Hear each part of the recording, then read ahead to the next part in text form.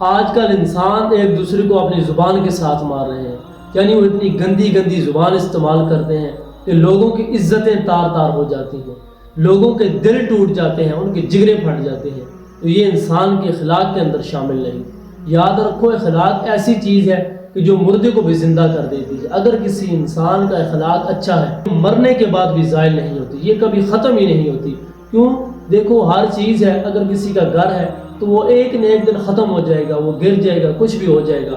اگر کسی کے پاس جو بھی کوئی چیز ہے جو دنیاوی لحاظ سے اس کا تعلق وہ رکھتی ہے تو وہ ایک نہ ایک دن ختم ہو جائے گی۔ اگر کوئی کتاب ہے وہ کسی نہ کسی دن تو وہ شہید ہو جائے گی۔ وہ انسان اچھے اخلاق کا مالک ہے، اچھی زبان کا مالک ہے، تو اس کا اچھا اخلاق کبھی زائل نہیں ہوگا۔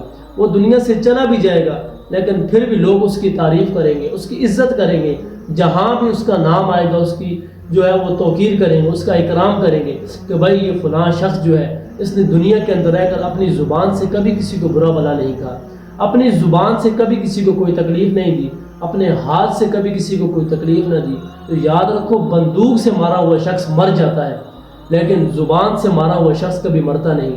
یہ ساری زندگی تڑپتا ہی رہتا ہے، ساری زندگی تڑپتا ہی رہتا ہے کہ بھائی اس نے یہ الفاظ مجھے کیوں کہے، اس نے یہ میری عزت تار تار کیوں کی، اس نے اتنا مجھے برا بھلا کیوں جانا۔ تو یاد رکھو، اپنی زبان سے کبھی کسی کو مارو نہ، اپنی زبان سے کبھی کسی کو برا بھلا مت کہو، اپنی زبان سے کبھی کسی کی عزت تار تار نہ کرو۔